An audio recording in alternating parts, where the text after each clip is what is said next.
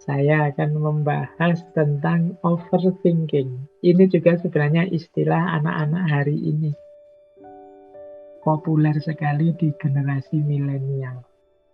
Overthinking itu ya mungkin kalau zaman dulu orang menyebutnya, kalau bahasa Jawa itu kokean mikir. Terlalu banyak pertimbangan. Kadang menyebutnya kejeron, kemantepen dalam berpikir. Jadi berpikir mendalam itu bagus, tapi terlalu dalam negatif. Berpikir mantap itu bagus, terlalu mantap negatif. Berpikir kritis kreatif bagus, tapi overthinking. Jadi kayak overdosis itu kan. Terlalu banyak pikiran, terlalu banyak pertimbangan itu negatif. Makanya istilahnya over. Persis seperti kata Konfusius. Hidup kita itu sebenarnya sederhana. Kitalah yang membuatnya rumit. Garis-garis besar hidup ini kan sederhana. Kalau sakit, ya berobat. Kalau lapar, ya makan. Kalau ngantuk, ya tidur. Kalau lelah, ya istirahat. Kalau itu banyak sekali hal-hal sederhana, tapi kita sendiri yang bikin rumus yang rumit. Makan harus 3 kali misalnya, dengan pertimbangan A, B, C, D. Nanti kita sebenarnya sudah lapar tapi belum jam makan, akhirnya tidak berani makan, akhirnya perutnya sakit. Itu contoh sederhana, kita itu sering merumitkan situasi. Sudah lelah ya saatnya tidur, tapi kadang-kadang kita ini terlalu idealis, tapi kan waktu adalah berharga. Kalau tidak kita manfaatkan, akhirnya kita istirahat itu kan bisa nanti dulu. Kita sendiri yang bikin rumit. Nah, itu jenisnya overthinking. Jadi, overthinking itu satu keadaan di mana seseorang terlalu banyak menghabiskan waktu untuk berpikir tanpa dibarengi problem solving. Pertimbangan terus itu kayak kalau kita rapat tidak ada keputusannya, itu kemungkinan sudah overthinking. Kalau begini gimana? Kalau begitu gimana? Terus kalau begini, kalau begitu. Akhirnya tidak menyimpulkan. Ini namanya overthinking. Nah, jadi kalau diringkas, overthinking itu berhubungan dengan berpikir yang tidak perlu. Ada banyak hal yang tidak perlu dipikir. Jadi misalnya, ini jam 9:04, saya kok lesu ya Pak? Kok bolak-balik menguap ya Pak? Itu kan kamu tidak perlu mikir panjang, ya sederhana, kamu ngantuk, selesai tidur saja beres.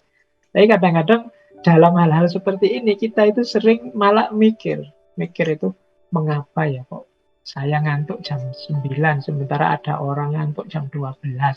Apakah saya ini, ya akhirnya dipikir mungkin bisa bikin seminar nasional untuk bahas itu.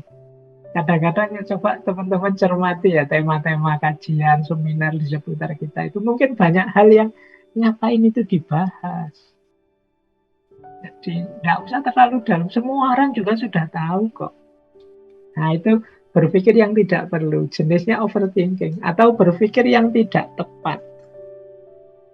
Jadi harusnya yang dipikir bagian apanya, tapi kita malah mikir bagian yang lain, itu namanya tidak tepat.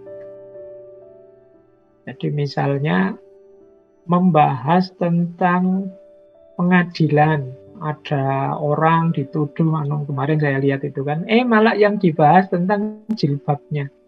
Mengapa ya? Kok sekarang pakai jilbab? Kira-kira dulu pakai jilbab enggak sebelum jadi tersangka? Itu diskusinya rame dan enggak selesai. Itu namanya kan enggak. Kalau urusan pengadilan dibahas tentang ini, ditegakkan benar enggak hukum ini, adil enggak hukumnya ini. Tapi banyak hal-hal kecil yang enggak penting, kadang-kadang porsinya lebih besar. Apalagi era post-truth hari ini, kita sering berpikir tidak tepat.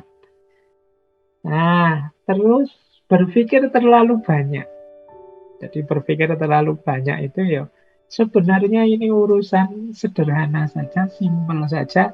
Kita saja yang nambah-nambah variabel terus jadi meluas kemana-mana. Sebenarnya ini sederhana urusannya, suka atau tidak suka. Tapi terus melebar kemana-mana. Urusan sosial lah, politik masuk lah, ekonomi lah, dan lain sebagainya. Ini sebenarnya sederhana, ada orang bercanda misalnya.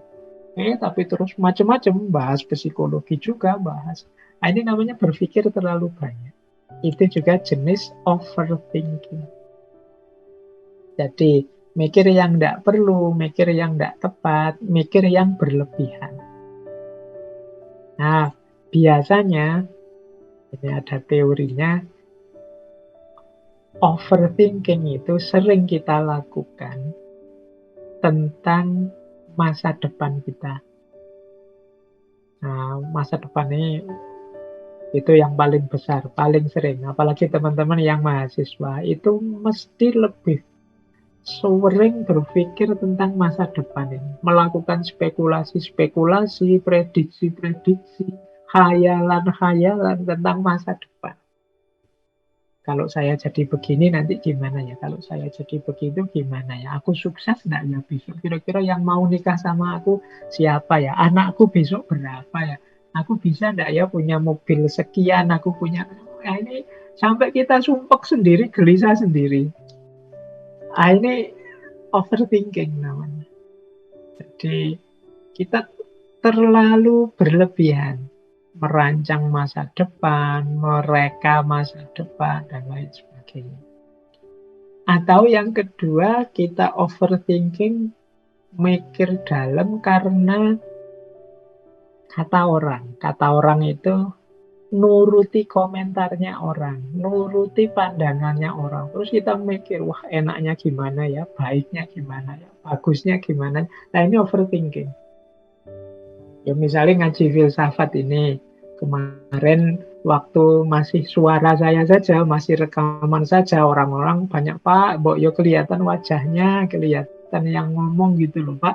Biar meskipun online kita tahu Pak Faiz seperti apa. Mungkin terus teman-teman takmir mikir, saya mikir, ya mungkin teman-teman itu nyamannya kalau ketemu saya.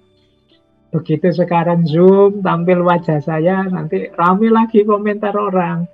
Pak, mending kayak kemarin deh rekaman saja lah Pak. Kalau pakai wajah gini, pakai Zoom gini, nanti banyak distraksi, suara-suara masuk. Jadi kacau ini Pak. Terus kita mikir lagi, wah terus gimana ya enaknya. Loh, ini kata orang ini kalau jadi pertimbangan kita terus bingung. Lama-lama mungkin jadi, waduh, iya ya ngaji ini apa. Nah, ini ya kita mendengarkan kata orang sekali dua kali tidak masalah. Tapi kalau terus-terusan, kita tidak jalan aktivitas kita. Usul oke. Kalau kita rapat itu loh, usul oke, tapi kan kita tidak memberikan waktu rapat sepenuhnya untuk usul. Harus ada momen ketika kita memutuskan. Kalau mendengarkan kata orang terus, tidak putus-putus ini, overthinking kita. Nanti kalau begini gimana? Kalau begitu gimana? Kalau sudah kalau itu bisa macam-macam sudah. Kata orang itu bisa macam-macam sudah. Itu persis ceritanya Nasruddin dulu kan, ketika dia sama anaknya ke pasar, berdua bawa satu keledai, begitu keluar rumah, keledainya dinaiki oleh Nasruddin, anaknya nonton, orang komentar. Oh, orang tua kok nyari enaknya saja, ndak sayang sama anaknya.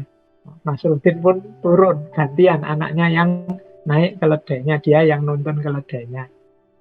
Ada lagi orang komen, wah itu anak ndak berbakti, masa orang tua kok disuruh jalan, dia malah yang naik keledai. Akhirnya rundingan ini enaknya gimana, ya sudahlah kita naiki berdua sajalah keledainya ini, dinaiki berdua. Orang juga komentar, oh dasar orang ndak punya utak, ndak punya akal.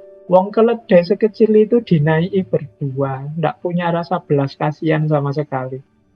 Nah, akhirnya ya rundingan lagi, gimana ini enaknya nak, ya sudah kok kita turun saja berdua. Akhirnya dua-duanya turun, keledainya ditonton. Itu pun orang masih komentar, oh ala dasar orang ndak pinter, ndak cerdas, wong yo bawa keledai terus malah cuma dituntun, ndak dinaiki. Oh itu kan kalau kita dengerin orang komen ndak selesai.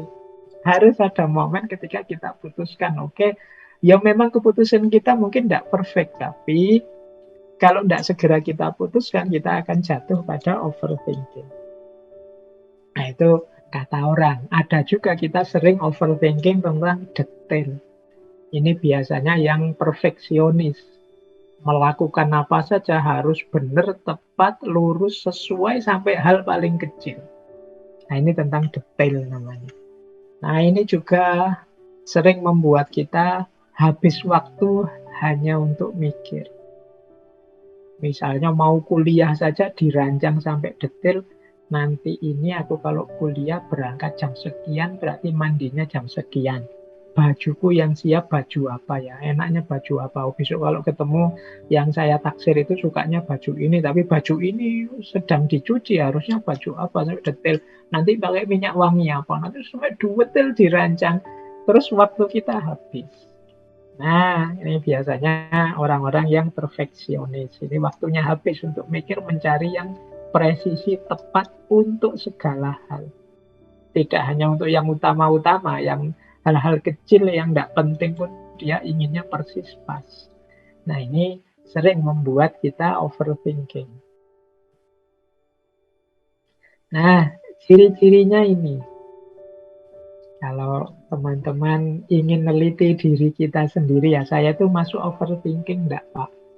Yang pertama apa? Terlalu banyak merenung. Merenung bagus, tapi kata-kata terlalu itu membuat jelek. Itu kayak mahasiswa baru belajar filsafat itu sidik-sidik, ini harus saya cari filsafatnya ini, Pak. Oh, ini harus saya renungkan filosofinya ini, Pak. Nanti apa saja difilsafati. Segala hal difilsafati. Ya, ini nanti jatuhnya terlalu banyak merenung. Kalau punya teman yang sukanya begini, kalau diajak diskusi bisa panjang ngomongnya, pertimbangannya macam-macam, renungannya banyak, itu kemungkinan jatuh pada overthinking. Apalagi kalau merenung saja, tidak ada keputusannya, tidak bisa ngambil keputusan. Jadi pertimbangan ini, pertimbangan itu, kalau ini begini, kalau ini begitu, itu saja. Terus tidak bisa lanjut, berarti keputusannya apa, itu tidak bisa. Nah, ini ciri kedua, berarti kita jatuh pada overthinking. Yang ketiga, terlalu banyak menebak-nebak, mengira-ira, atau kalau bahasa Inggrisnya what if. Kalau begini gimana? Kalau begitu gimana? Saya mau sih kerja di situ, tapi nanti kalau saya sakit gimana? Kalau saya pas halangan ini gimana? Kalau nanti bosnya marah gimana? Kalau ada tawaran lebih bagus besok gimana? Kalau what if? Akhirnya ya kesempatannya lewat. Saya siap sih Pak menikah dengan calon saya ini, tapi kalau besok saya mengecewakan dia gimana? Kalau saya tidak cocok dengan keluarganya nanti gimana? Wong saya belum terlalu mendalam sama keluarganya. Kalau nanti kebetulan saya dipecat dari pekerjaan saya, apa istri saya nanti mau, Pak? Kalau saya, pokoknya what if-nya banyak, berandai-andai sampai jauh, sampai rumit. Nah, ini kemungkinan kita punya karakter overthinking. Jadi terlalu banyak mikir, terlalu banyak pertimbangan. Akhirnya terus tidak jadi nikah-nikah sampai tua, mikirnya terlalu panjang. Mikirnya terlalu macam-macam. Nah, yang keempat, ingin sempurna dalam segala sesuatu. Jadi kalau melihat sesuatu itu selalu dianalisis, dicari sampai hal detail paling kecil. Nanti begitu ada kurangnya, ada kelirunya, ada lemahnya, terus dicendangi, wah ini keliru, ini kurang, ini tidak pas. Kemudian diteliti lagi, wah ini kurang, ini keliru, ini tidak pas. Wah, terus begitu. Dia nyari yang perfect. Kemungkinan orang-orang yang selalu mencari kesempurnaan akan jatuh pada overthinking. Berpikir berlebihan tadi. Jadi ini ciri-cirinya. Jadi silakan teman-teman mungkin menelaah dirinya. Biasanya yang apalagi yang sedang asik belajar filsafat itu tidak sadar jatuh pada overthinking ini. Ya, filsafat itu penting, berpikir merenung itu bagus, tapi tentu saja untuk hal-hal yang esensial, untuk hal-hal yang penting memang pokok dalam hidup ini. Tidak segala hal harus direnungi secara dalam, secara filosofis. Mau makan saja diskusi filsafat dulu. Mengapa kok kita makan sore hari ini? Makannya kok makan nasi masih apa? Tidak bisa makan yang lain. Filosofinya apa makan nasi itu? Pokoknya apa-apa dibahas sampai sedalam itu namanya overthinking.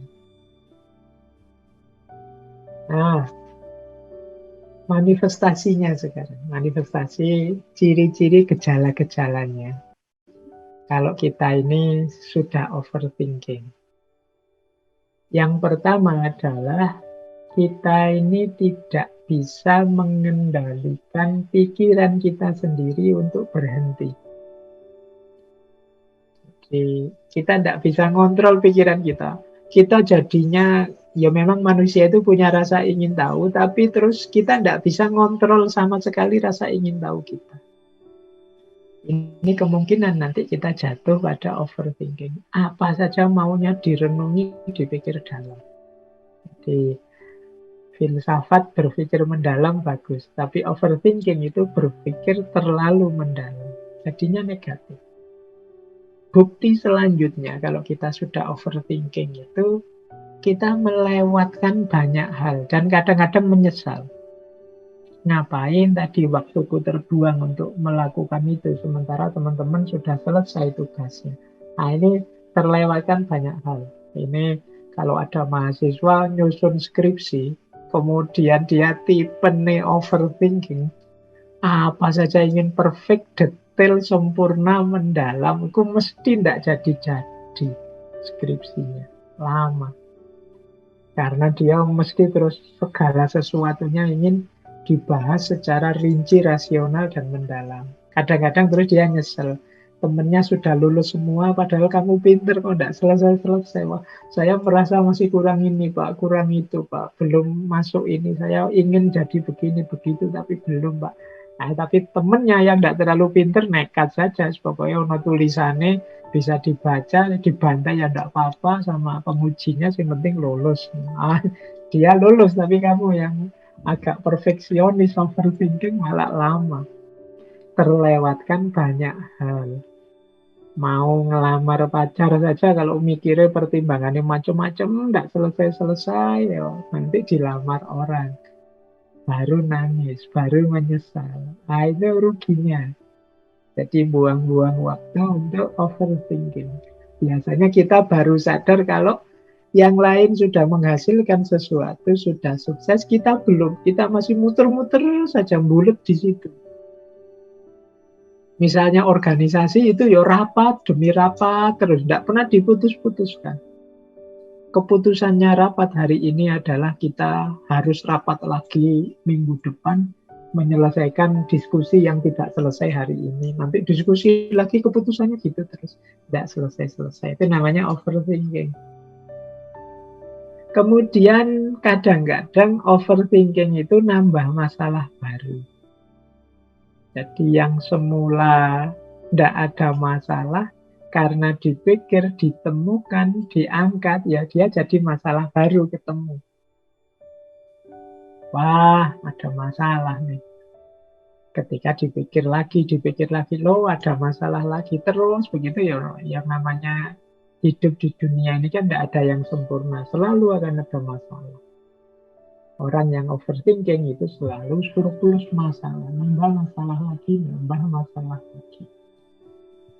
Kemudian ya orang yang overthinking ini biasanya ya bingung sendiri, pegang sendiri. Yang lain itu loh, santai hidupnya, menikmati, ngopi-ngopi, nonton TV, gitaran, santai bergurau, senda-senda di antara teman. Dia sendiri yang tegang. Dia sendiri yang bingung apa-apa. Wah, itu tidak rasional. Wah, itu tidak masuk akal. Wah, itu perlu dianalisis secara fenomenologis. Wah, itu perlu. Wah, itu dalilnya mana itu. Wah, tegang terus tiap hari. Nah, itu kemungkinan kalau kita begitu, tidak ada santai-santainya. Jangan-jangan kita sudah jatuh pada yang namanya overthinking. Atau kita sulit dan sering salah kalau membuat keputusan. Karena terlalu banyak pertimbangan. Jadi jangan dikira berlebihan pertimbangan itu selalu bagus. Kadang-kadang ya malah membingungkan. Di momen-momen tertentu ya kita kadang-kadang perlu tegas. Sudahlah, kalau memang dipikir terus tidak ada selesainya. Kita putuskan saja ini, nanti kalau ada masalah, ada resiko, kita tanggung bersama. Kadang-kadang perlu begitu. Tidak harus semuanya ditunggu diskusi sampai matang. Ya seperti saya bilang tadi, kadang-kadang kita ini merasa pas cocok, yang lain bilang tidak cocok. Kita ladeni yang bilang tidak cocok, yang tadi sudah cocok, akhirnya komplain. Akan terus begitu, namanya hidup. Nah yang terakhir, cirinya kita ini sudah mengalami overthinking, itu kesibukan kita itu lebih banyak pada hal-hal yang kurang penting. Meskipun mungkin kita ngeyel, ini penting. Tapi sebenarnya hakikatnya itu tidak penting. Jadi ngapain sih seandainya kita benar atau sukses di situ, terus manfaatnya apa, maslahatnya apa? Seandainya gagal, rugi resikonya apa? Ini kan kita nggak pernah masuk ke situ. Kalau sudah overthinking itu inginnya perfect semua. Inilah yang sering jadi masalah. Jadi kalau ingin tahu kita sudah overthinking atau tidak, antara lain ya apakah kita mampu mengendalikan pikiran, apakah kita ternyata sering melewatkan banyak hal dan sering menyesal. Apakah dari satu masalah ketika kita pikirkan lama-lama tambah lagi masalah, tambah lagi masalah. Apakah teman-teman kita podo santai pada senang-senang sementara kok aku sendirian yang tiap hari tegang, tiap hari bingung, tiap hari tidak nyaman, itu jangan-jangan aku ini overthinking. Atau kita sulit sekali mengambil keputusan. Mau memutuskan ini tapi kok ya jeleknya di sini, mau memutuskan itu jeleknya di situ, alternatif ini keliru, alternatif itu tidak pas, alternatif itu lagi tidak cocok, terus begitu, tidak ketemu-ketemu. Jangan-jangan problemnya di kita yang overthinking. Atau pertimbangan-pertimbangan kita itu sebenarnya hal-hal sepele, hal-hal yang tidak penting. Misalnya, wah saya mau nikah sama kamu sih, tapi saya itu kalau tidur ngorok, gimana ya? Nah, itu kan sebenarnya antara urusan nikah yang agung, yang besar, dibandingkan ngorok. Terus ini dibahas mendalam, diseriusi sampai gara-gara macam. Itu namanya hal-hal yang tidak penting, diutamakan. Ini kemungkinan kita overthinking. Jadi mari kita perhatikan ya, jangan sampai ya memang kita ini akademisi, para pecinta filsafat, suka ngaji, suka berpikir. Gitu. Mungkin teman-teman tidak hanya ngaji filsafat, juga di ngaji yang lain, di kajian yang beda-beda. Tapi hati-hati jangan terjebak overthinking. Karena overthinking, kalau sudah overthinking, konotasinya negatif. Akibatnya apa sih kalau kita ini overthinking? Efeknya antara lain ya yang pasti hidup jadi tidak asik, jadi tidak menyenangkan. Jangankan kita yang overthinking, kita punya teman saja yang serba overthinking, itu kan tidak asik. Jadi diajak apa-apa itu terus diseriusi terus. Kita ngomong iseng, dia serius mendalam. Kita bergurau, dia serius mendalam terus. Hidup jadi tidak menyenangkan, tidak asik.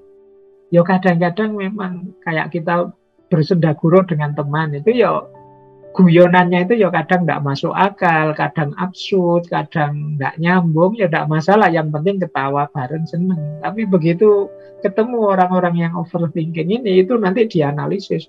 Oh, tidak masuk akal itu, masa begitu? Ya iyalah. Hidupnya jadi tidak senang. Jadi waktu habis, tegang, lelah, tidak bisa tidur nyenyak, selalu kepikiran. Kepikiran itu dalam istilah Jawanya. Jadi istilah Jawa ada istilah kepikiran. Kepikiran itu berarti jadi bahan pikiran terus-menerus.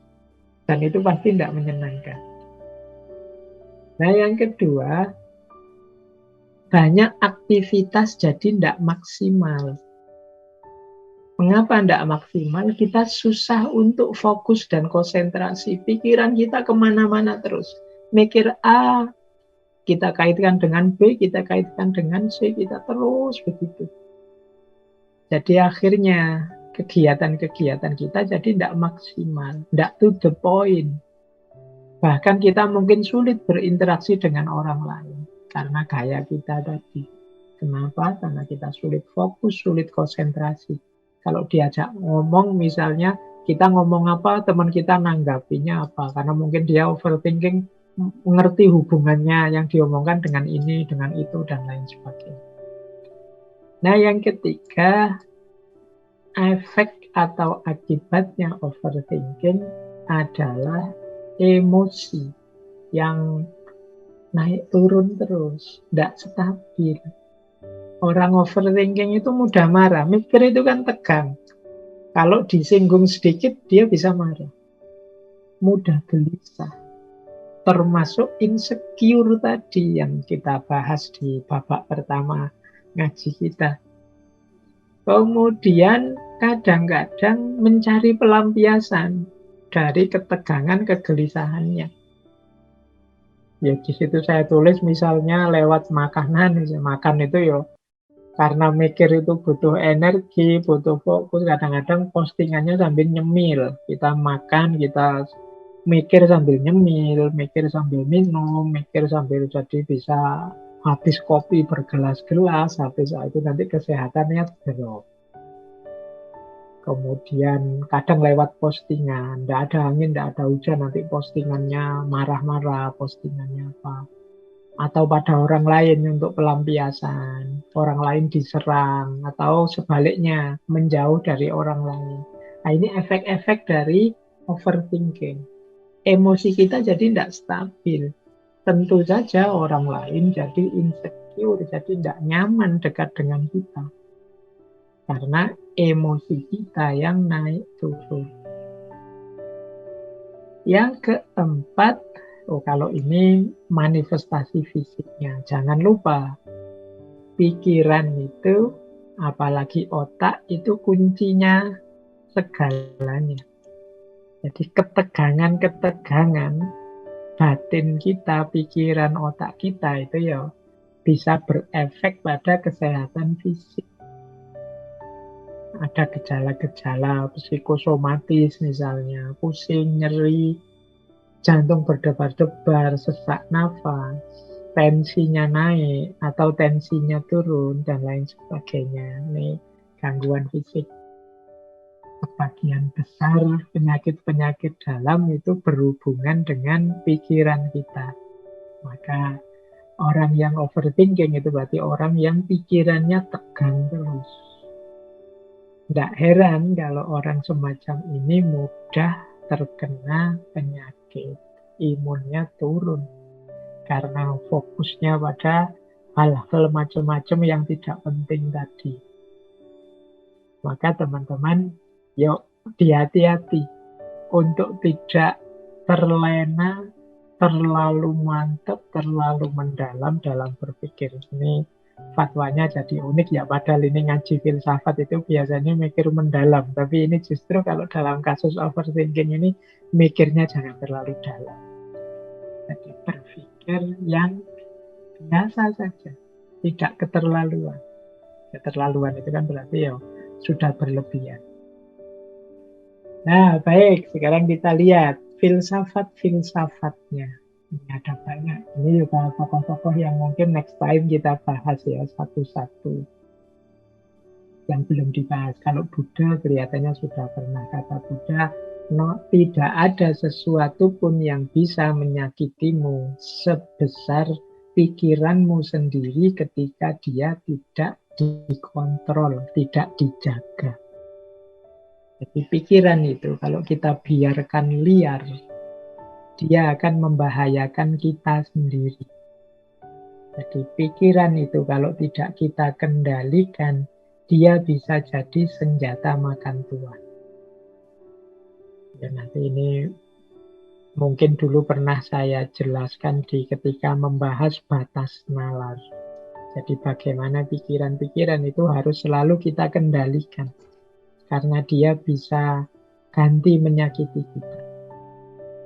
Bahkan katanya filosof eksistensialis namanya Fyodor Dostoyevsky.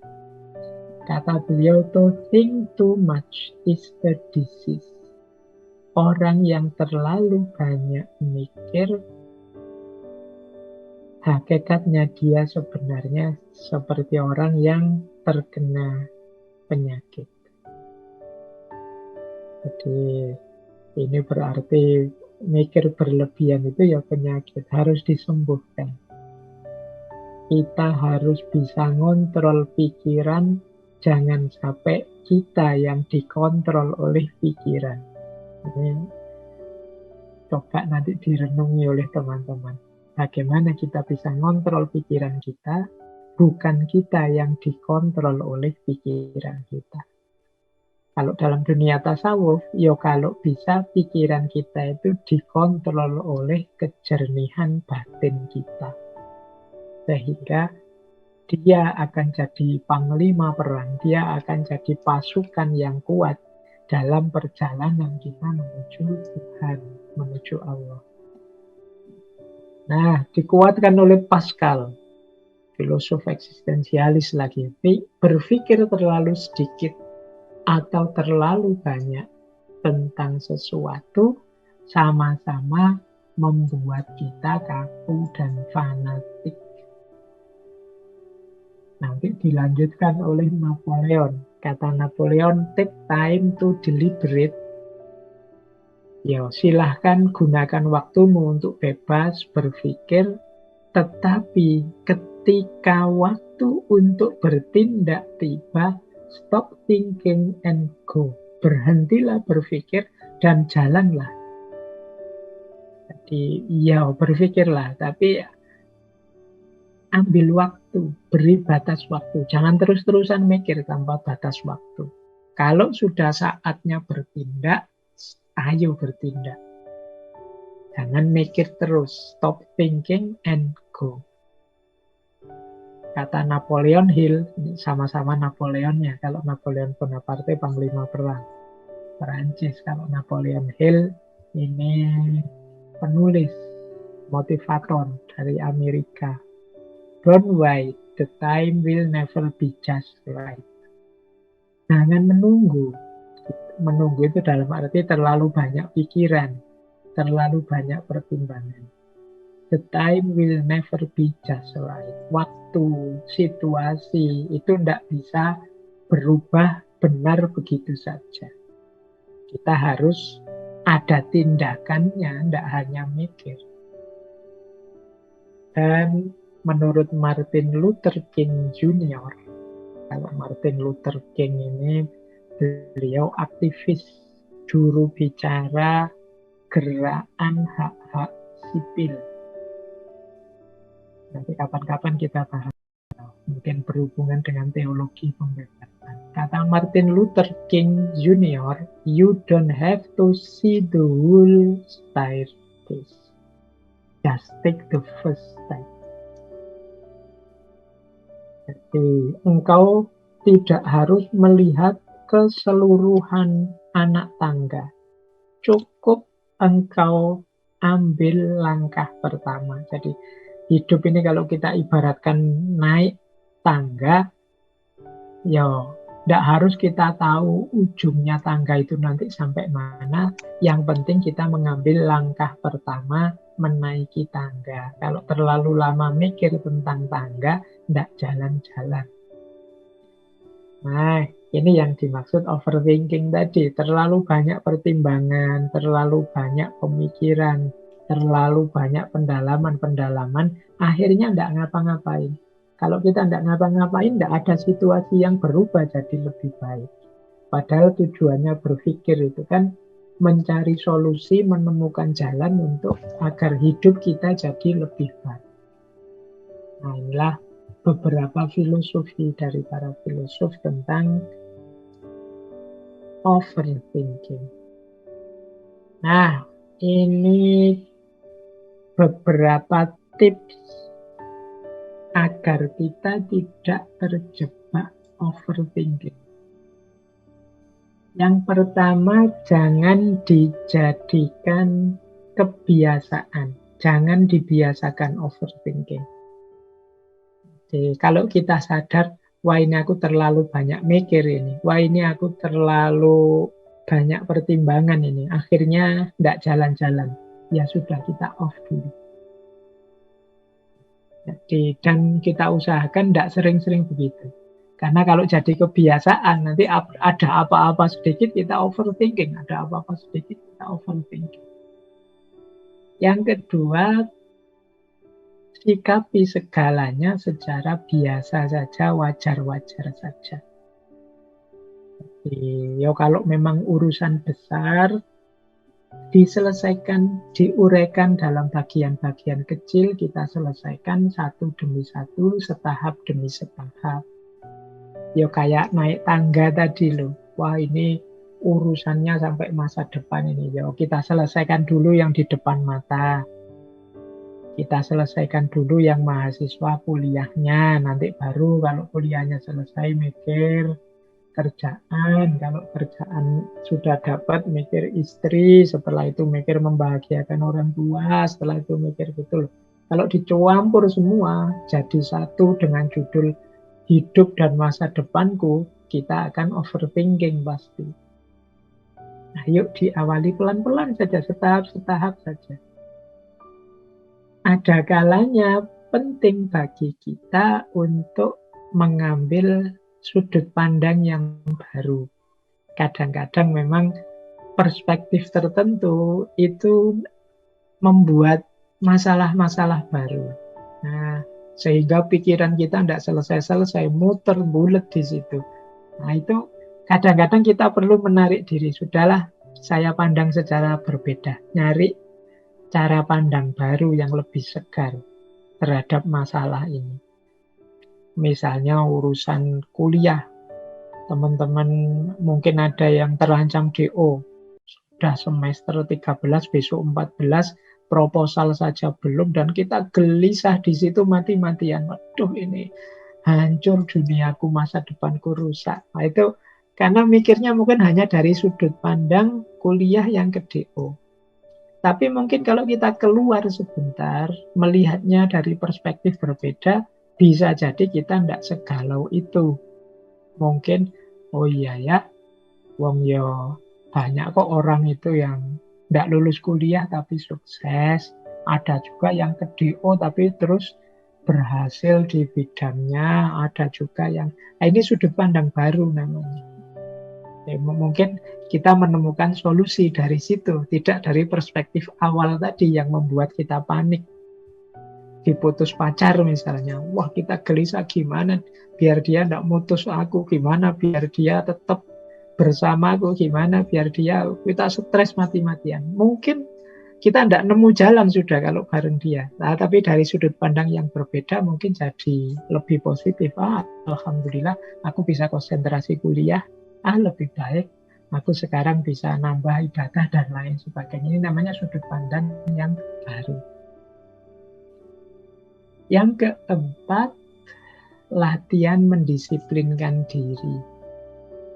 Jadi ayo, bahkan pikiran pun seperti saya bilang tadi ya, ayo kita kontrol. Jadi peran apa yang harus dia mainkan, apa yang harus dia pertimbangkan, dia lakukan. Kita yang bilang stop and go, sudah titik. Sekarang keputusan di tanganku, tugasmu hanya memberi pertimbangan. Nah ini kita yang kontrol. Kita latihan disiplin. Saya beri waktu, wahai pikiranku, 15 menit untuk menyelesaikan ini. Kalau memang tidak bisa, ya berarti memang perlu ada perspektif yang berbeda. Tidak usah bulat terus di situ. Nah, ini penting latihan begini ini untuk pikiran kita. Dan jangan mudah terdistraksi. Jangan mudah tertarik perhatian pada fokus yang lain. Ini yang saya pikirkan hanya aspek ininya saja. Nanti aspek yang lain nanti dulu. Kalau yang ini selesai atau yang ini buntu, baru ganti ke aspek yang lain. Ini namanya latihan disiplin dalam berpikir. Kemudian bersikap positif dan optimis. Jadi jangan serba negatif. Kita overthinking tadi sebagian besar karena cara berpikir kita yang negatif. Kalau begini gimana? Kalau begitu gimana? Kalau nanti terjadi ini apa kita bisa? Kalau itu yang membuat orang terus jadi overthinking. Mari kita optimis, positif, bahkan mari gembira dan bahagia. Ini akan membantu kita menaklukkan overthinking. Yang terakhir, ayo hidup di masa kini. Jangan dibelenggu oleh masa lalu atau selalu dicemaskan oleh masa depan. Ini yang membuat kita overthinking. Cemas oleh masa depan, menyesal karena masa lalu. Ini membuat kita tidak move on. Mari hidup di masa kini. Hidup di masa kini kita nikmati, kita terima apa yang kita miliki hari ini. Ini akan jadi kunci kebahagiaan kita dan kunci yang membuat kita lepas dari overthinking. Jadi teman-teman, malam hari ini kita belajar 2 hal yang semoga kita masih bisa mengontrolnya, yaitu insecurity dan overthinking. Dua-duanya ini sebenarnya alami, manusiawi, ada dalam diri kita. Asal tidak berlebihan. Berpikir itu kan malah sesuatu yang memang jadi penciri kita. Tapi terlalu banyak berpikir jadi negatif. Orang itu tidak sombong, rendah hati itu bagus. Tapi kalau berlebihan, jatuh pada insecure sampai rendah diri, ya jadi negatif. Jadi rumusnya semua yang kita bahas di bulan ini sebenarnya seperti self-love agar tidak jatuh pada egoisme. People pleaser agar tidak jatuh pada pamrih-pamrih pribadi meskipun tetap berbuat baik pada orang lain. Jadi semua tema kuncinya ada pada batasnya. Jadi kita harus tahu batas. Kuncinya di situ. Jadi kunci kebahagiaan hidup kita, baik dengan rumus untuk tidak terjebak pada overthinking, tidak terjebak pada insecurity, tidak terjebak pada people pleaser, atau tidak membenci diri tapi mencintai diri, kuncinya adalah pengenalan kita pada batas-batas. Terakhir, ini ada satu quotes yang menurut saya bagus dari Mark Twain. Ini sudah menjelang jam 10 ya. Ini kata Mark Twain begini, 20 tahun dari sekarang engkau akan menyesal, engkau akan kecewa karena hal-hal yang tidak engkau lakukan dibandingkan hal-hal yang sudah engkau lakukan. Ini kalimat pertama ini maksudnya karena kita insecure, karena kita overthinking, seringkali terus kita jadi pasif, tidak melakukan apa-apa. Ketika insecure, kita merasa rendah diri, minder, jadi pasif. Ketika overthinking juga begitu, kita sibuk dengan pertimbangan-pertimbangan, kita takut mengambil tindakan. Akhirnya apa? Kata Mark Twain. Mark Twain ini novelis sebenarnya, penulis, juga pengajar.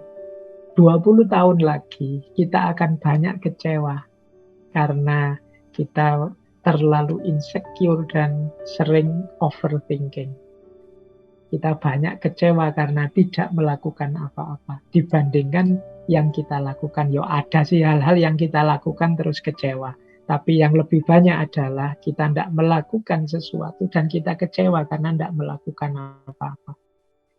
Mungkin teman-teman sering merenung, coba zaman SMA dulu saya begini. Coba dari zaman SMP aku sudah begitu. Mesti sekarang aku nikmati hasilnya. Itu namanya menyesal. Kemungkinan ya karena insecurity atau overthinking tadi. Maka kata Mark Twain, lemparkan jangkarmu, kemudian berlayarlah menjauh dari pelabuhan yang nyaman, tangkaplah angin. Nah, kalimat yang terakhir, explore, dream, discover. Menjelajahlah, bermimpilah, dan temukan banyak hal baru. Inilah nanti jadi kunci kebahagiaan kita.